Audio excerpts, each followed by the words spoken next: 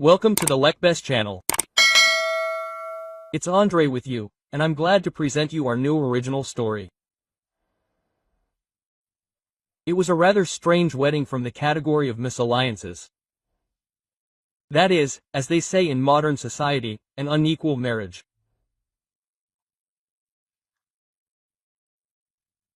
Well, just not in that classic style, when the groom is a little over 70, and the bride is barely over 20. Or vice versa, an aging but rich woman, who has already celebrated her 18th birthday 3 times, marries a poor young man who has only celebrated his majority once. No, everything was fine with the age of our newlyweds. There was a small difference, of course, but acceptable by the standards of society. He is 27, she is 22. Everything is fine here. This couple, Pavel and Lilia, by the standards of the same society, were from different strata. That was the discrepancy between the groom and the bride. Rich, almost to the point of ugliness, Pavel did not just marry a poor girl, he married a gypsy Lilia, and with an illegitimate offspring to boot. People were puzzled as to how this could have happened. If Pavel's parents had been alive, they would never have allowed their son to bring home such a miracle. A gypsy with no family, no tribe, and with a newborn child in her arms. It was clearly about Pavel's money. That's what 90% of those invited to this wedding thought. But people were in great shock not because of all this, but because of what Lilia had just said. She had declared for all to hear that the child she had given birth to was the son of Alexei, the real brother of Pavel's twin. What a number. You have to come up with something like that. How could she have the conscience to manipulate such things? She is shameless. A year and a half had passed since Alyosha had disappeared. As soon as she dared to say such a thing, people were outraged and began to slowly disperse in bewilderment. Everything was wrong at this rich wedding.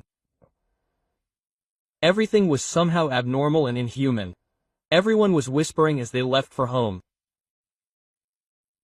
But the strangest thing is that even after such a statement from the bride, or rather from his newlywed wife, Pavel did not give up his intention to continue building a family with her. And this is how it happened. Pavel and Alexei were twins and so similar to each other that their own mother probably confused them. Well, at least once or twice in their lives, this was for sure. The twins were from a rich family. It was not customary for parents to devote too much time to raising children.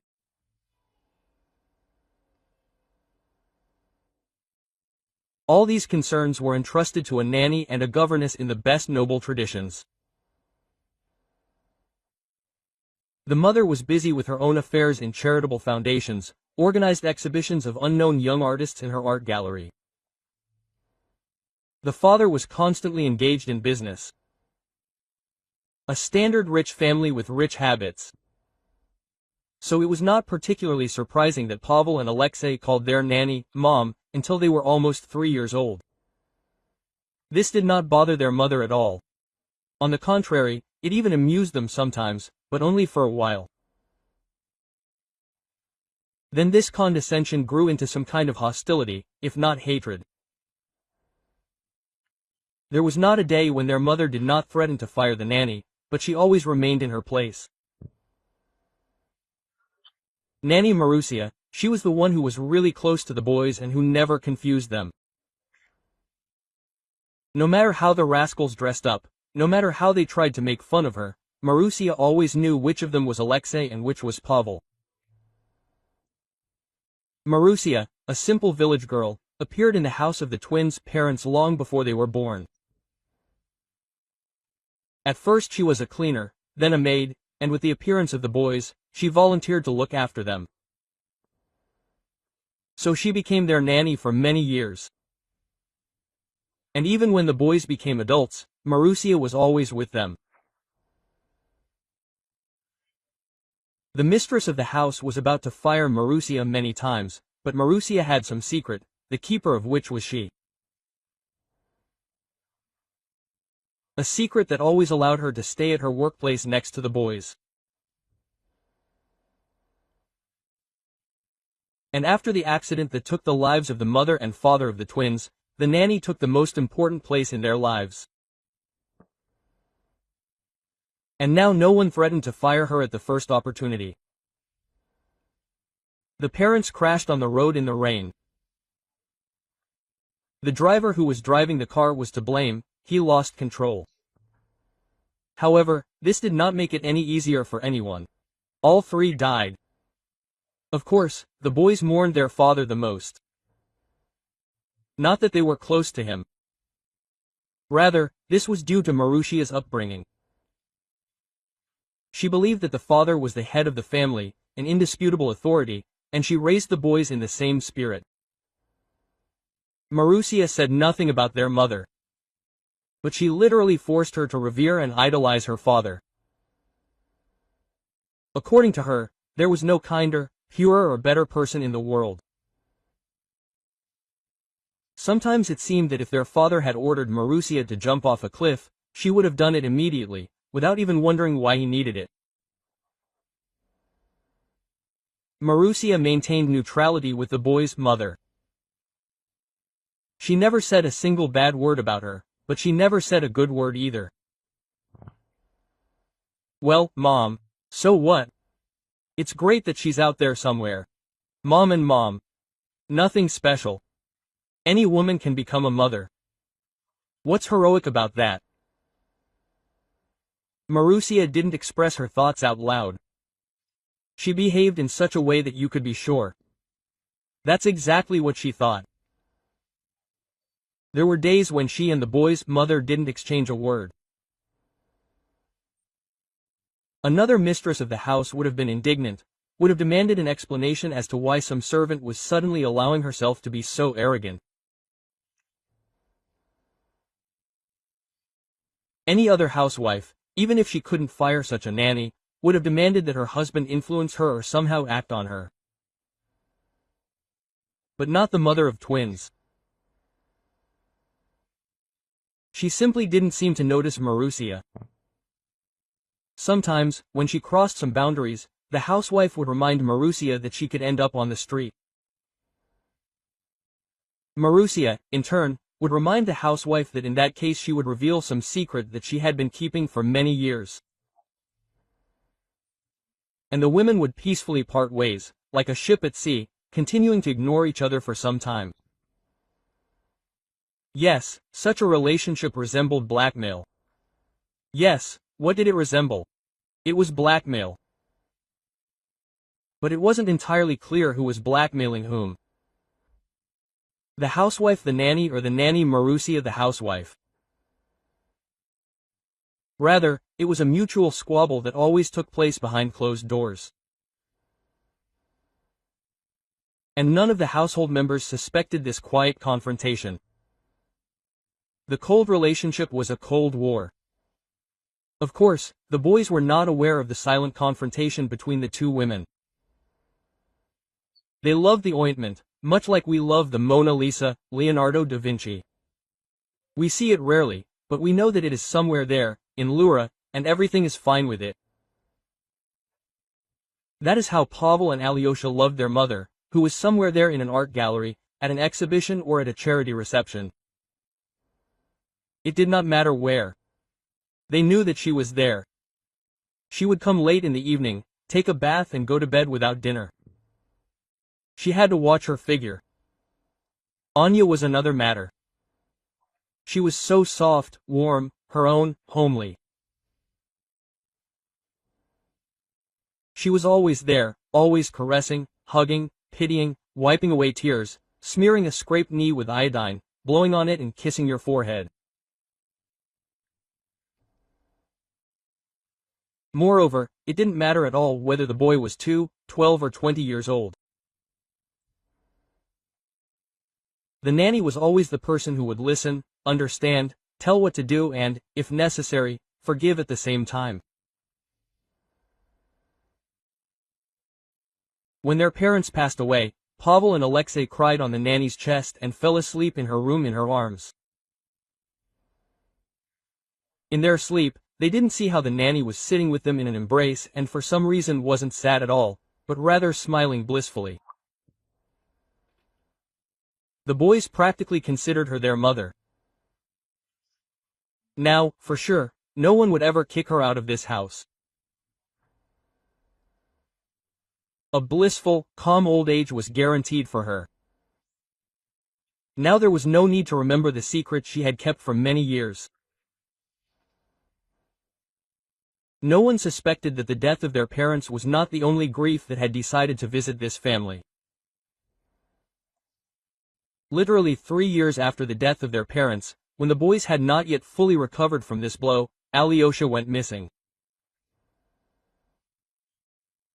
Alyosha had always been calmer, more reasonable and always thought everything through. He never did anything spontaneously, but first of all weighed the pros and cons, thought through the concept, made a plan, and only then proceeded to action. Pavel, on the contrary, was impulsive, daring and loved to challenge fate. As if he was testing his own strength, and at the same time the nerves of the nanny Marusia and sometimes his father, when he found out about his son's tricks. Pavel was considered the firstborn in the family, which meant that he should become the heir, the continuer of his father's business, take over the reins of his company. But, in his father's opinion, he was not yet mature enough for this. The nanny always believed that Alexei should be the heir. He is more reasonable, smart and focused. One day she decided to talk to the owner about this. It seems to me that Alyoshenka is much more suitable for the role of successor, Marusia said hesitantly. Well, you should cross yourself when you think you can, the boy's father replied. They are not entering into an inheritance tomorrow. I am still alive, thank God, and I am not going to die. And when the time comes, they will both be grown men. All the foolishness will come out of Pavel, I am sure, and he will be a worthy successor. I was the same at his age. And who decided that Pasha was born first? Maybe Alyoshenka was the first? Marusia suggested. I understand what you are getting at, the boy's father laughed. But no, Pavel will be the heir, period. Alexei will not be offended either. And if he is as smart as you say, he will be able to multiply what he gets. Marusia left the owner's office, overflowing with various thoughts. That evening before going to bed, she hugged Alyosha as usual. Well, we'll wrestle with you yet. The nanny said barely audibly and kissed the boy on the forehead. And with me, nanny? Asked Pavel, who had heard everything but did not understand what the nanny was talking about. We'll wrestle with you too, said Marusia and kissed the second boy. Alyosha was Marusia's clear favorite. Of course, she did not show her preferences in public and, God forbid, in front of his parents. But secretly from everyone, she always tried to hug Alyosha once more, to give him something tasty. If the nanny was baking pancakes, and the boys ran impatiently into the kitchen and tried to steal one pancake from the common pile, then Pasha would certainly get his hands slapped, and as he ran away, he heard his nanny's admonition that you can't ruin your appetite before dinner. He always gave Alyosha a little extra pancake or fritter. Nanny, why did you give it to him and not to me? Pasha was offended. Well, he'll share with you, right, Alyosha? The nanny asked, smiling. He's a good boy. That's how the twins were. Alexei and Pavel. Pavel was restless, led, susceptible to anyone's influence. And Alexei was thoughtful and reasonable. It was even more strange that it was Alexei who went on that trip to the mountains. The group of guys the twins were friends with had miscalculated something, taken someone extra, so there was only one place. Everyone was sure that Pasha would go on the hike. He was a fan of such events. While Alexei, if he participated, would often sit in the tent, read, contemplate the surroundings, watch the fire and cook. And as luck would have it, Pashka got sick just before the hike. The day before they had lunch at a restaurant, and it seems he got food poisoning from oysters or something similar. The brothers also had different preferences in food. Pashka always loved to try everything exotic and combine the incompatible. And he was especially often taken in by dares. How dare you sprinkle strawberries with salt? How much ice cream with mustard can you eat? And melon with ketchup? Offers just poured in from all sides. And Pashka was happy to try. He could make or eat anything on a dare. Alexei was always skeptical about such offers. He preferred to eat simple, home-cooked food. Let it be mashed potatoes with a cutlet, some kind of casserole or homemade borscht. You are what you eat, Alexei said. Then you are borscht, Pavel laughed at him. No, it means I'm simple and open, but you're just a piece of trash. Just look at what you're putting in your mouth. All sorts of hamburgers, hot dogs and other nasty stuff with different sauces, Alexei answered. Pashka wasn't offended by him. He knew that his brother was partly telling the truth, but that was his nature.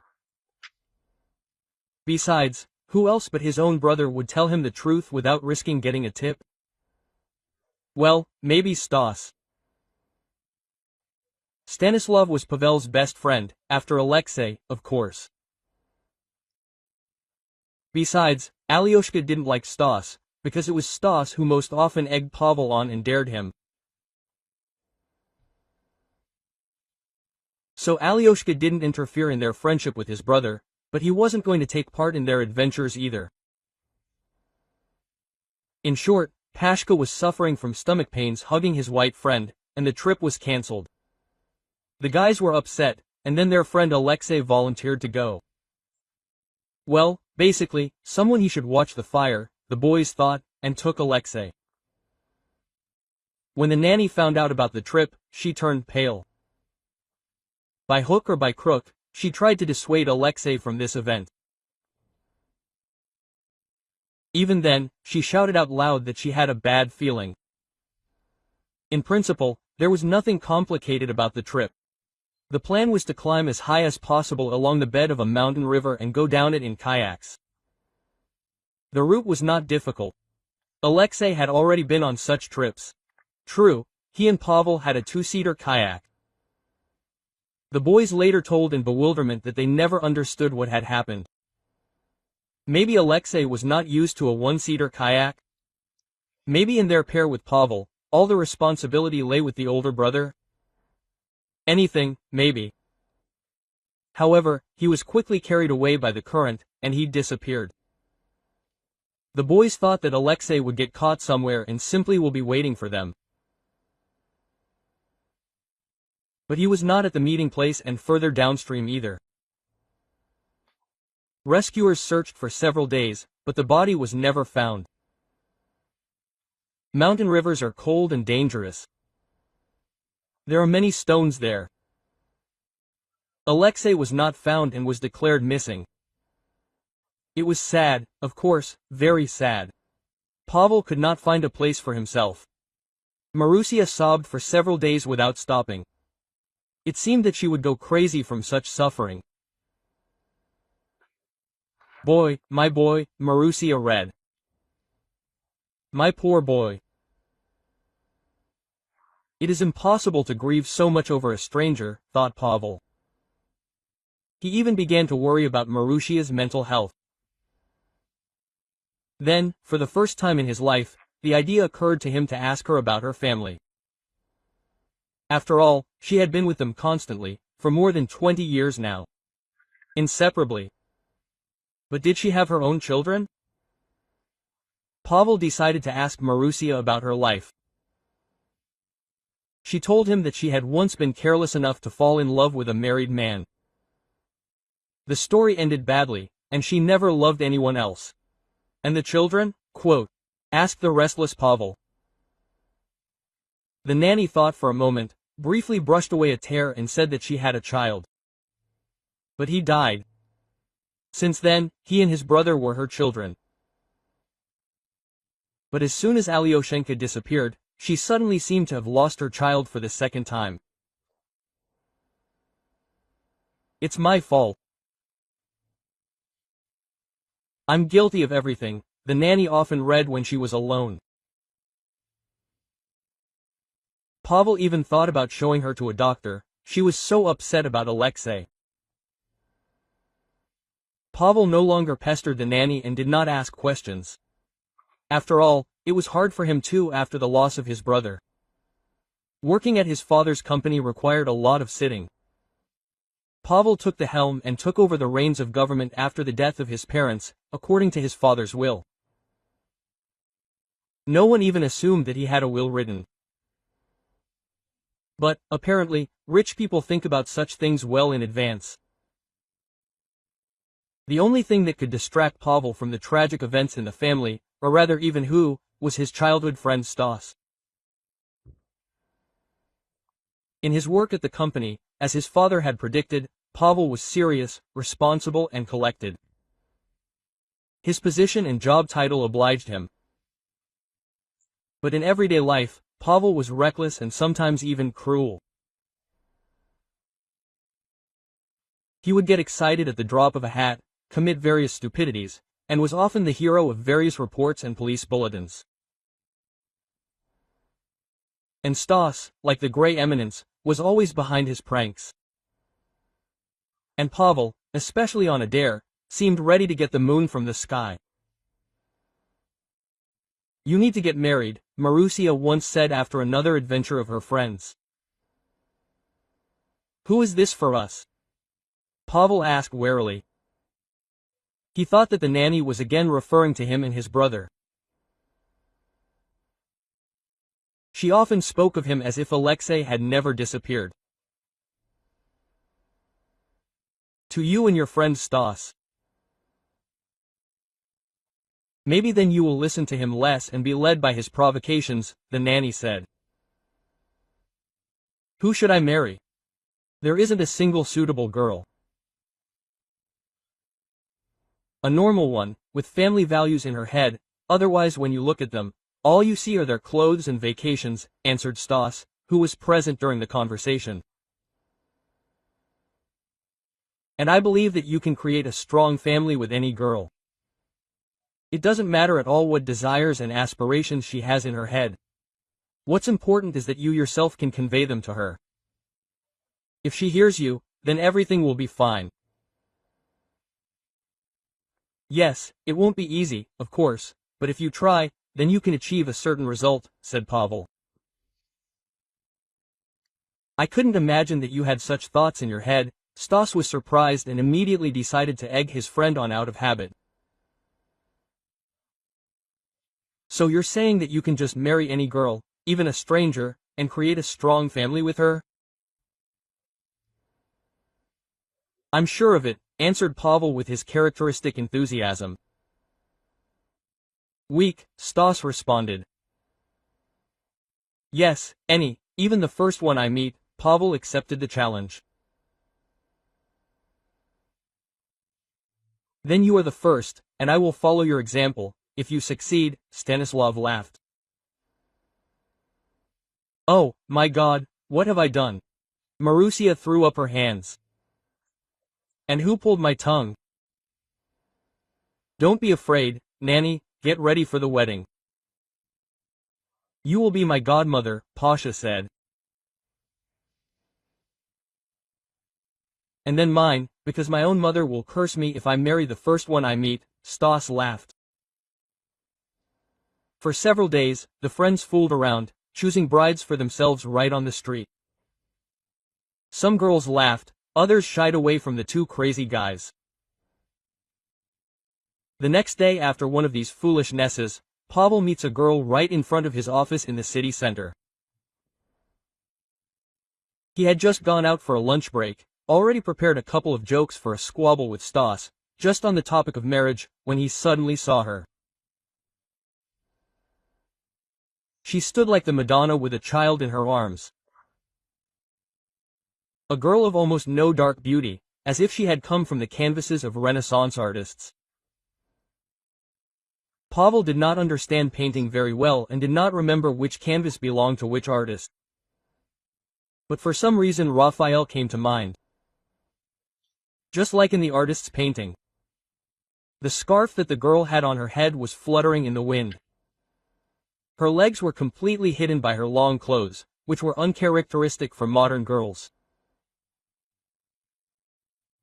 She contrasted so strongly not only with all the girls Pavel knew, but also with the entire modern world, that Pavel immediately realized that this was her. She was the perfect option to win an argument with Stas. He would marry her no matter what she did or simply admit his defeat. By the way, for the first time in his life, Pavel had never lost any bets, especially to Stas. Coming a little closer, Pavel understood why the girl reminded him so much of the image of Italian artists' canvases.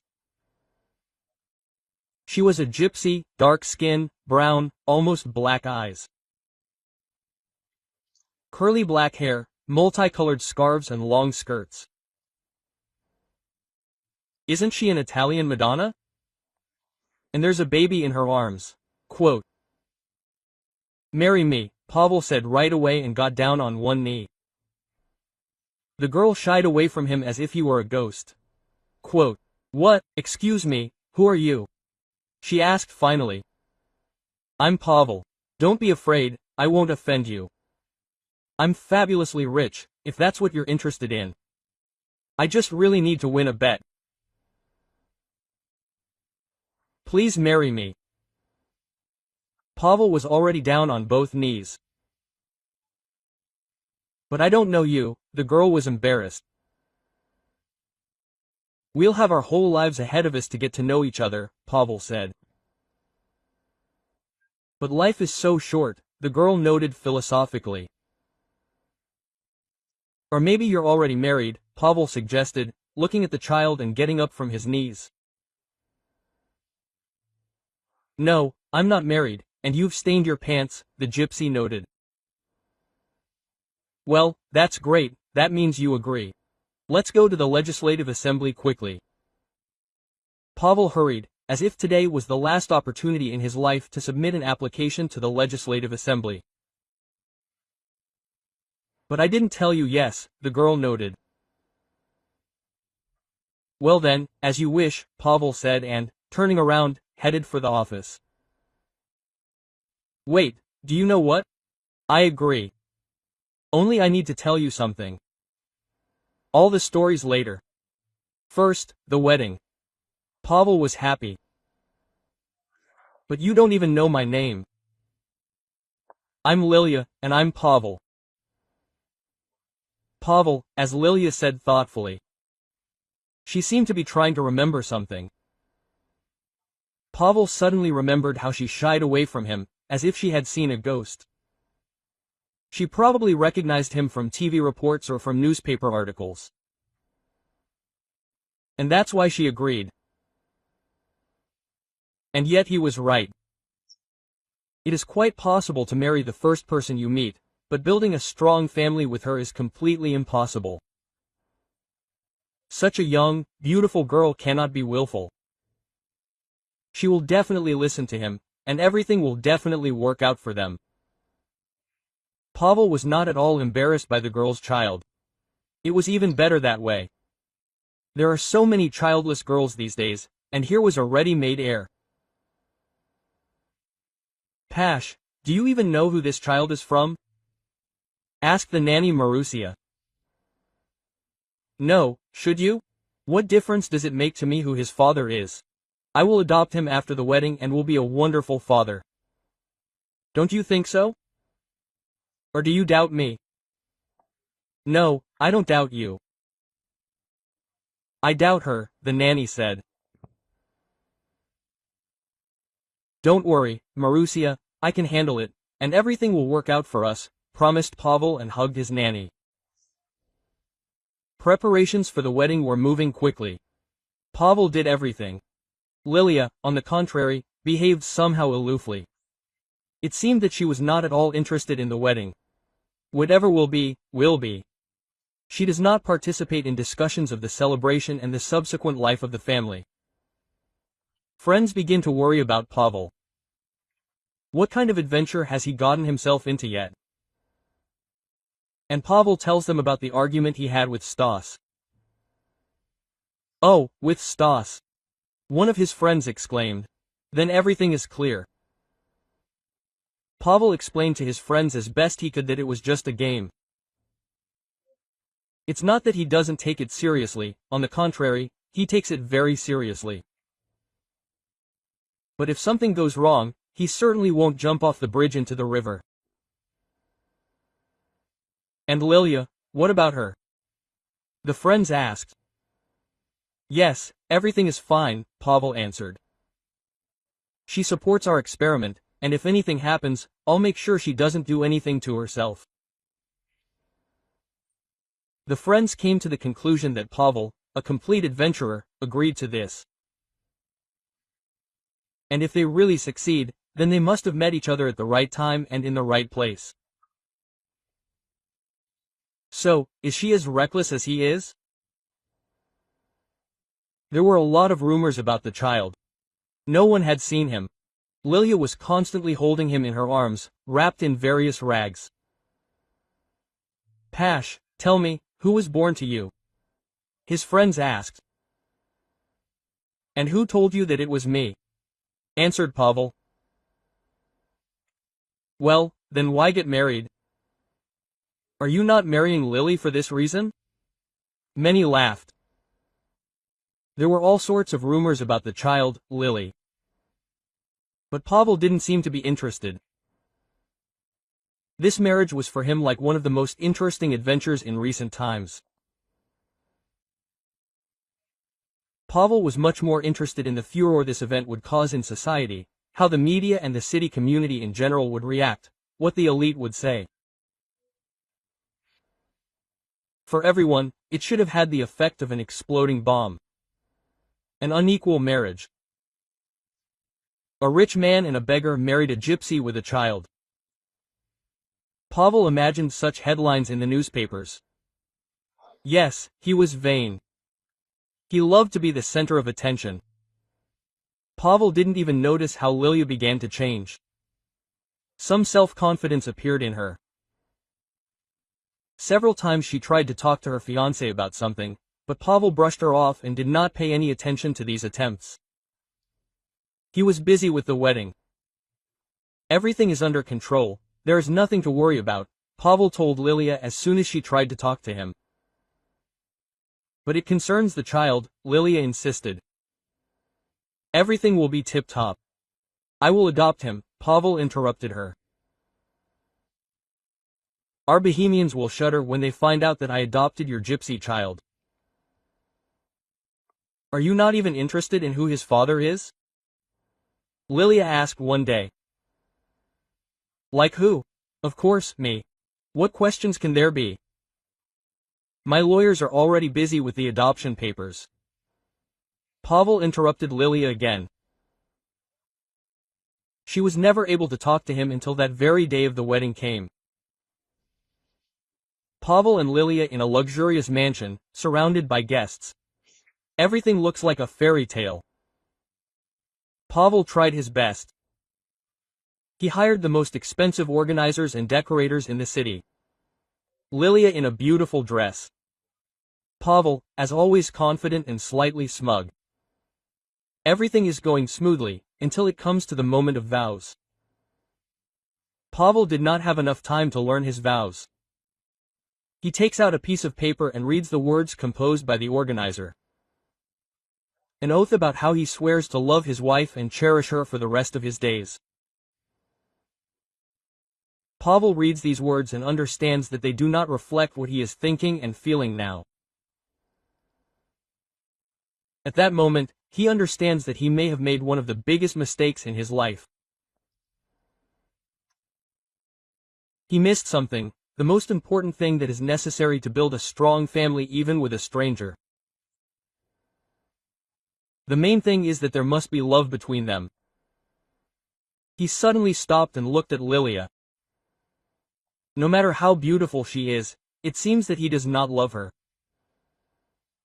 The paper with the oath falls from behind the gate. Lilia unexpectedly takes the microphone and looks at Pavel. Her eyes show both fear and determination. Everyone is waiting for her to speak. But Lilia, turning to the audience, began to speak very loudly and clearly. I can't remain silent any longer. I must tell the truth. Pavel, this child you see in my arms is your brother Alexei's son. Everyone in the audience freezes. There is silence, like in movies. Pavel is dumbfounded. After all, his brother Alexei disappeared under mysterious circumstances and was presumed dead. No one knew what happened to him. Pavel is shocked and tries to comprehend what he has heard. The guests begin to whisper, but Lilia continues. Your brother Alexei was alive. We met by chance. He was my savior, but he was hiding from his enemies. They soon found him. Yes, he died protecting me and our son. Pavel simply cannot believe what is happening. He simply grabs his head and sits down on the floor. But Lilia takes out and shows a photo where she and Alexei happily hug their newborn baby. Alexei's pendant is visible in the photo. It is the only thing that he always had with him. Here is his pendant, said Lilia and took it out of the baby's swaddling clothes.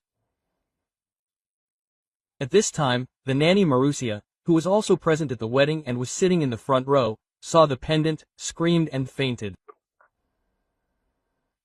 Pavel was furious about everything that was happening.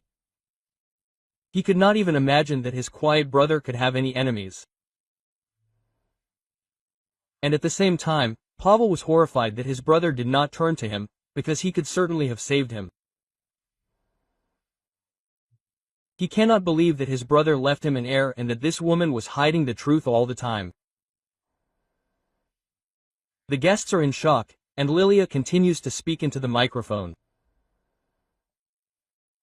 I did not come here for money or your conditions, but so that our son would know his family.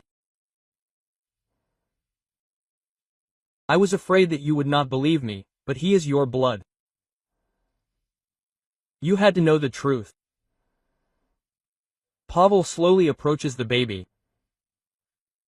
Only now did he realize that during all this time he did not even bother to look at the child. Throwing back the blanket, Pavel looks at him and realizes that the boy really does look like Alexei. At that moment, his inner world turns upside down. The feeling of guilt for the fact that he approached the marriage and the fate of the child so frivolously consumes him. Pavel falls to his knees and asks Lilia for forgiveness for his behavior and for not seeing the truth earlier and not giving her the opportunity to speak out. He promises to take care of his brother's son and help Lilia. That's a real oath, says the host, confident that this is all a pre-staged performance from Pavel, and proclaims them husband and wife. An ambulance takes the nanny to the hospital. As it turns out later, she had a heart attack. The guests, whispering, leave this strange wedding. Pavel and Lilia stand and look at each other. We need to go to the nanny in the hospital, said Lily. And it seems you've stained your pants again. She smiled, looking at Pavel, and ran her hand over his cheek. I couldn't even imagine how similar you and your brother were. He told me a lot about you, but he didn't have time to tell me the most important thing. About your similarity to him, said Lilia. That's understandable. We are twins. No, you are not twins. That makes your similarity to Alexei even more surprising, said Lilia. Didn't you know? Didn't you know what you were starting to scare me about? How come we are not twins? Pavel not only tensed up, but was even scared. Such words from his new wife. Maybe she is crazy, or did he marry a woman? About the fact that you are brothers only on your father's side. You have different mothers. That happens. It's just that your father had strong genes, that's why you are so similar. And who then, in your opinion, are our mothers? Pavel asked. Let's go to the nanny, she will be able to tell you everything. Instead of an answer, Lilia said. As it turned out, they were a little overcautious about the ambulance. Marusia did not have a heart attack, just a heart attack. It was already possible to go into her. Pasha, forgive me, an old fool. As soon as they entered, the nanny began to apologize. Can you explain to me what kind of nonsense Lilia is talking about different mothers? It's not nonsense, Pasha. Lilia is right. Apparently, Alyoshenka has already told her everything, the nanny answered. So he knew. And how long ago? Always. He knew from birth and kept quiet. I forbade him to talk. And this is how it happened, the nanny began to tell. A young, inexperienced village girl got to work in a rich house. She had never seen anything except cow dung. And then there was such a rich environment in the house, beautiful people, polite and courteous attitude of the owners. She fell in love with the owner of the house. The girl understood perfectly well that she had no chance of reciprocity. He would never leave his wife, because the position in society that this rich family occupied would never allow him to do such a thing. One day, the master succumbed to the charms of a young girl and spent the night with her. It was the will of God or someone else that the girl became pregnant with the master's wife. When the maid's pregnancy became noticeable, the mistress guessed everything.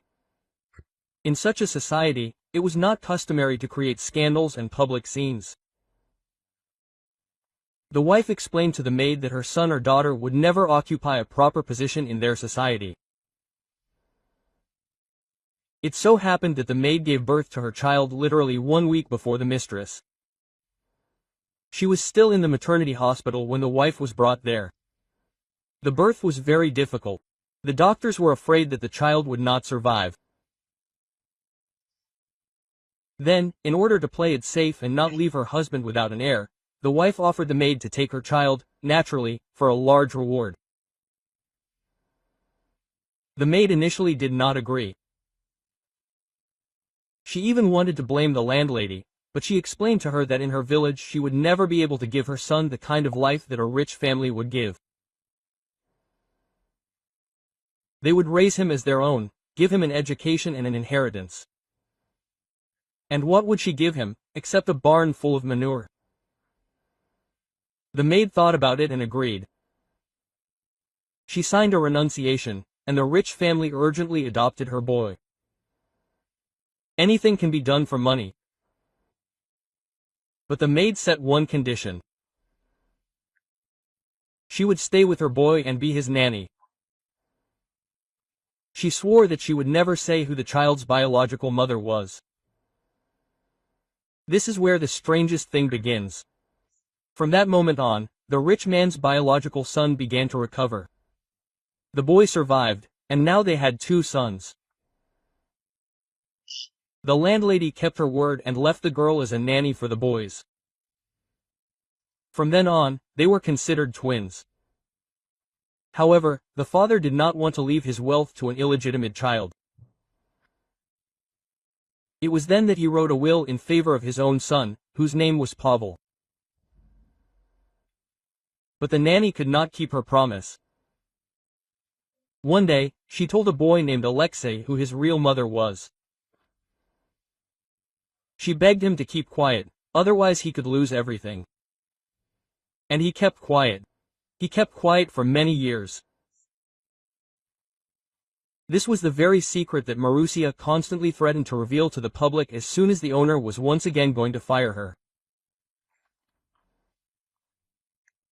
Be that as it may, the boys were so different in character precisely because of their different mothers, but thanks to their father's genes, they were almost identical in appearance. Plus the same clothes, the same hairstyles, and voila, indistinguishable twins are ready. But that was not all Marusia's confession. She had been carrying a grave sin on her soul for many years. She wanted her son Alexei to be the heir, not Pavel. After all, she knew for sure that he was born a whole week before Pavel. She believed that this was unfair to the boy. She personally did not need anything. She tried to talk to the owner about this, but he did not accept her opinion. Then Marusia decided to get rid of the owners. It was she who damaged the brakes in the car, and the boy's parents died. Marusia had no idea that the owner had made a will. She counted on the fact that after their death she would be able to prove that it was Alexei who was born first, and it was he who had the right to inherit. But, unfortunately, a simple village girl was not strong in jurisprudence. Pavel inherited in accordance with the will, and fate took Alexei from Marusia as punishment. That is why she suffered so much and could not come to terms with his disappearance. Pavel was shocked by what he heard. He simply could not believe that all this could be real. Here, right in front of him, in a hospital room, lies the woman he always loved, perhaps even more than his own mother. And she confesses that she simply destroyed his parents and his family in cold blood. What should Pavlo do? Hand over his nanny to the police or leave her crimes unpunished? He left her room in shock, without saying a word. He understood that in such a state she would not go anywhere or run away. Marusia is not a seasoned recidivist, and she has nowhere to run except to the village where she was born and raised. It seems that life has already punished her without him, depriving her of her own life and taking her son away from her. But she could have found her love, gotten married, lived a happy, wonderful life. But Nanny Marusia chose her own path and, it seems, punished herself. Of course, Pavel could not just forgive her, let alone get his house back. But life found a way out of this situation. In the hospital, Marusia met a priest and decided to go to a monastery to atone for her sins and pray for Alexei. But what about Lilia? What will happen to her and the baby? Pavel realizes that this random bet has changed his whole life. He no longer sees Lilia as a simple gypsy from the street, but perceives her as a strong woman who has gone through many trials. They stay together. Over time, real feelings arise between them. They begin a new life, united by caring for their son Alexei and the memory of their brother. Pavel ends all relations with Stas, mainly because he is afraid that Stas will incite him to some more adventures. And now he has a wife and a child. Now he has much more responsibility. His father was right when he said that with time Pavel would come to his senses and grow up. And so it happened. Now every evening Pavel plays with the boy in the garden of his country house, and Lilia smiles, watching them. Everything takes on meaning, and Pavel's life is filled with true values that he had not thought about before. It is hard to imagine how his life would have turned out if the tragedy with Alexei had not happened. Probably, the crazy nanny would have sooner or later found a way to deal with him too, just so that her own son could become the head of the company. So Lilia practically saved his life. Pavel himself never saw Marusia again. Only occasionally did he allow Lilia to visit Marusia in the monastery and bring her grandson for a short time. Andrei was with you. Thank you for choosing me. We have been writing stories for you for 4 years now. We will be glad to see you back on Lekbes for new emotions. All the best. M.